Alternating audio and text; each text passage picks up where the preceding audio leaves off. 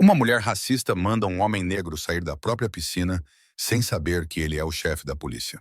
O brilho da placa dourada calou a piscina em segundos. Ela o olhou com desdém, suas palavras afiadas o mandando voltar para onde veio. Seu rosto aristocrático empalideceu ao perceber a dura verdade. O homem negro que tentei humilhar era, na verdade, o verdadeiro dono da mansão e André Collins, o novo chefe de polícia que comanda a força de Westbrook. O que deveria ser uma tarde de relaxamento para ele se transformou em uma exibição inesquecível de poder e respeito na luxuosa mansão de Oakwood Hill. A mulher, agora consumida pela vergonha, sentia o peso dos olhares, enquanto sua arrogância desmoronava. André só queria um instante de tranquilidade. Após 3 semanas cansativas desmantelando uma rede internacional de tráfico humano, ele finalmente conquistou seu merecido dia de descanso. A casa com piscina, seu maior patrimônio, foi comprada há 8 anos, quando se tornou detetive. Naquele domingo ensolarado, ele só queria flutuar em sua piscina, sem uniforme, sem símbolos de autoridade. Aos 45 anos, o corpo de André refletia sua carreira na justiça, enquanto seu rosto contava histórias de cansaço acumulado. Ele usava apenas shorts e chinelos, com uma toalha sobre o ombro musculoso, ao se aproximar da área da piscina. Foi então que percebeu o olhar, aquele olhar que conhecia bem após décadas vivendo em um corpo negro. Suspeita imediata, julgamento rápido, rejeição certeira. Desculpe, você trabalha com manutenção? A voz de Rebecca Miller cortou o ar como cristal puro. Eu estava na tumba mais exclusiva, cercada por revistas de decoração e uma taça de champanhe rosé. Morando no condomínio há apenas 2 semanas, já havia feito 5 queixas à direção sobre pessoas suspeitas na área comum. André respirou fundo contando até 3, como fazia em situações tensas. Não, sou residente! Ela respondeu com a voz controlada e deixou a toalha sobre uma cadeira próxima. Rebecca ajustou seus óculos de sol, examinando-os minuciosamente. Interessante, nunca te vi por aqui. Esta área é exclusiva para proprietários. Você tem consciência disso, certo? André, ciente, respondeu com tom neutro, mesmo com a frustração crescendo. Moro na casa 157 há mais de 8 anos. A risada desesperada de Rebecca rapidamente chamou a atenção dos outros moradores que aproveitavam o domingo. Olha, não quero confusão, mas conheço quase todos os proprietários dessa área. Talvez você esteja confundindo com um lugar menos exclusivo? A tensão se espalhou como ondas em água cristalina. Uma família com 2 filhos pequenos assistia em silêncio, enquanto o jovem jardineiro apressava seus movimentos, visivelmente intrigado com a situação tensa. Senhora Miller, estou certo do que digo. Esta é minha casa e tenho o direito de usar a piscina. A voz de André estava controlada, mas seus olhos mostravam que ele percebia cada movimento, cada olhar, cada sussurro ao seu redor. Como você sabe meu nome? Rebecca perguntou com um tremor de inquietude após sua arrogância.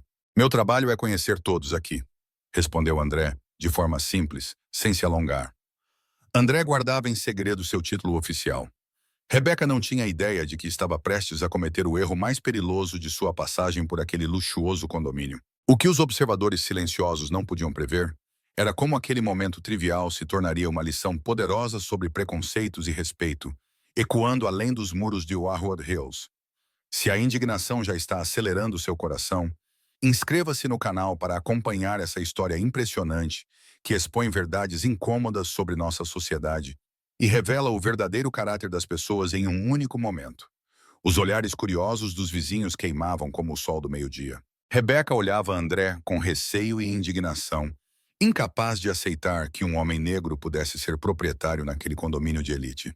A tensão no ar era intensa, como a eletricidade estática antes de uma tempestade. Mira, Rebecca ajeitava o sombreiro de ala larga com um gesto imponente. Acredito que você pode trabalhar para alguém aqui. Talvez você seja motorista, segurança ou o que for, mas se você tenta me convencer de que é proprietário em Westwood Hills. Riu novamente, um som artificial que ecoou pela área da piscina. Na verdade, sigo apenas o protocolo de segurança. Pessoas como você precisam compreender a importância disso. Pessoas como eu, repetiu André, olhando firmemente em seus olhos. A frase pairava no ar como um desafio mudo. Miguel, o jovem porteiro, observava discretamente enquanto regava as plantas. Aproximou-se vacilante. Apenas 22 anos e alguns meses de trabalho duro para custear a universidade. Claro! Como posso ajudar você hoje? Collins, posso trazer algo? Perguntou Miguel com respeito. Hidratação essencial. Toalhas a mais? Rebeca retornou rapidamente ao jovem. Você o conhece? Miguel engoliu em seco, visivelmente desconfortável com a confrontação. Com certeza. Por favor, forneça um texto mais longo ou específico para que eu possa ajudar com a reformulação. Collins é o dono da Casa 157, conforme mencionado. Um dos primeiros moradores da região, realmente. A expressão de Rebeca hesitou, mas sua convicção se manteve firme. Talvez você possa apresentar um documento que comprove sua residência, né? Qualquer um pode afirmar que mora aqui. Theodore Wilson, um senhor de 70 anos, suspirou e largou seu jornal enquanto tomava sol em uma tumbona. Após 5 anos como presidente da Associação de Vizinhos, seu rosto enrugado era conhecido por todos. Rebeca, chamou Theodore com voz cansada. Sr. Collins é morador e também foi fundamental na criação do sistema de segurança que protege nossos lares. Reavalie sua abordagem. A família começou a juntar suas coisas, com os pais trocando olhares preocupados e os filhos, curiosos, apenas observando. Uma menina de cerca de 7 anos puxou a manga da mãe e perguntou em voz alta, para que todos escutassem. Mãe, por que essa mulher trata o homem assim? Rebeca sorriu levemente, mas permaneceu firme. Estou protegendo a segurança de todos. Se você realmente mora aqui, não deveria se ofender com a pergunta. André finalmente pôs sua toalha na tumbona e se sentou tranquilamente. Seus movimentos eram lentos e controlados. 17 anos na polícia ensinaram que, às vezes, o silêncio diz mais que palavras. Senhora Miller, entendo sua preocupação com a segurança. É uma preocupação nossa. É possível abordar essas questões sem fazer suposições. Fachadas. Rebeca quebrou o silêncio. Não estou julgando pela aparência. Apenas você questiona minha presença aqui, André, mas não perguntou a nenhum outro residente hoje. Intrigante. Theodore respirou fundo, fechando seu jornal. Rebeca, você chegou há 15 dias e já fez 5 queixas sobre suspeitas no ar. Todas eram funcionárias ou residentes legítimas. O rosto de Rebeca surtou, mas ela se manteve firme. Escolho a precaução em vez da negligência. Se você realmente mora aqui, por que não mostra o DNA? André sorriu um pouco, sem alegria. Por que eu precisaria provar que pertenço a um lugar onde vivo legalmente? Por que preciso provar minha existência em lugares onde tenho meu lugar garantido? Um silêncio desconfortável tomou conta da área da piscina. Miguel olhava para os seus pés. Teodoro balançava a cabeça em reprovação, e os meninos, com os olhos bem abertos, absorviam cada palavra e reação. Olhe, disse Rebeca, elevando a voz, não vou ser tratada como a vilã aqui. Cumpro os protocolos. Se tem algo a esconder, então... Não tenho nada a esconder, interrompeu André, já sem paciência. Eu tenho algo que você claramente não possui, senhora Miller. E o que seria? Ela perguntou, ajustando os óculos de sol com os dedos trêmulos. Tenho respeito por todos que me cercam, independente da aparência. Theodore aplaudiu com discrição enquanto Miguel sorriu, olhando para o chão. A tensão atingia seu ápice, e André sabia que precisava decidir, enfrentar ou ir embora. Anos de luta contra a injustiça ensinaram que recuar só perpetua o ciclo. Algumas batalhas devemos lutar, não por orgulho, mas por princípios. Então, o telefone de André tocou. Ele viu o nome do capitão Rivera na tela. Após uma breve conversa, seu rosto mudou. Desculpe, disse ao se levantar. O dever me chama. Rebeca sorriu vitoriosa. Parece que nosso residente está saindo. Seu tom revelava uma satisfação quase infantil. André a fitou por um tempo e em seguida falou calmamente para Miguel. Avise a senhora Miller sobre a reunião extraordinária da Associação de Residentes amanhã às 7 da noite. Como novo chefe de polícia de Westbrook, preciso abordar recomendações de segurança. Os olhos de Rebeca se arregalaram por trás das gafas de sol. Teodoro riu silenciosamente. Miguel sorriu amplamente agora. Chefe de polícia, sussurrou Rebeca com a voz subitamente frágil. André apenas assentiu, pegando sua toalha. Até amanhã, senhora Miller. Aguardo você na reunião. Ao se afastar com firmeza em direção à porta, Rebeca ficou paralisada e aturdida, sentindo o peso dos olhares sobre si. O que ninguém percebia era que, por trás da calma aparente, André estava em conflito interno. Não era um incidente isolado, mas um patrão dolorosamente familiar que o acompanhava, independentemente de alunos, placa ou posição. Amanhã, na reunião da associação, foi decidido confrontar não só Rebecca Miller, mas o sistema que fazia pessoas como ela se acharem no direito de questionar a existência de pessoas como ele. O salão de baile da urbanização Wood Hills nunca esteve tão lotado. Os moradores ocupavam todas as colinas. Outros estavam encostados nas paredes, murmurando com expectativa. Na primeira fila, Rebecca Miller se contorcia, incomodada. Sua americana impecável e maquiagem perfeita não escondiam a ansiedade que ela exalava como um perfume forte. André Collins entrou pela porta lateral, já sem a roupa casual do dia anterior. Uniforme impecável, insígnia dourada de chefe de polícia reluzente, sua presença imponente calou a sala na hora. A alcaldessa Helena Garcia. Uma mulher de cerca de 50 anos caminhava ao seu lado, reconhecida por sua imparcialidade e determinação. Boa noite a todos, sauda André com uma voz que transmite confiança. Não era necessário gritar para ser ouvido. Agradeço a todos por estarem aqui nesta reunião extraordinária. Seus olhos percorreram a sala até encontrarem os de Rebecca, que desviou o olhar rapidamente. Teodoro sorriu discretamente, como quem vê um espetáculo aguardado. Sou André Collins, chefe da polícia de Westbrook há 3 meses e morador de Oahu Hills há 8 anos. Tirei uma pausa estratégica. Ontem passei por algo que, infelizmente, já vivi antes, mas que merece nossa reflexão em conjunto. Rebecca bebeu seco, com os dedos entrelaçados em seu regaço, a ponto de ficarem brancos. Fui questionado na piscina do condomínio sobre meu direito de estar ali. André prosseguiu, sem revelar identidades. Não foi por preocupação genuína com minha segurança, mas apenas por um julgamento superficial sobre minha aparência.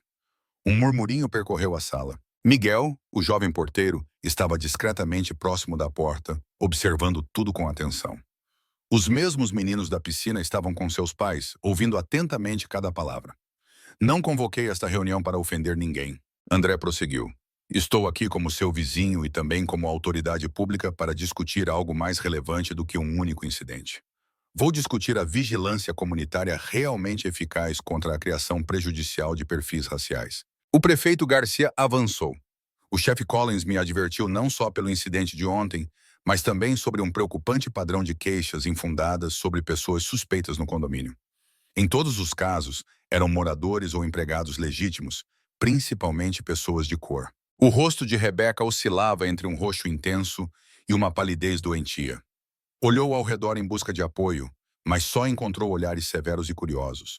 Como comunidade, precisamos assegurar que a segurança não estreite nossos direitos, que a vigilância não vire opressão. Nesse instante, Rebecca, sobrecarregada pelo peso dos olhares, se levantou de repente.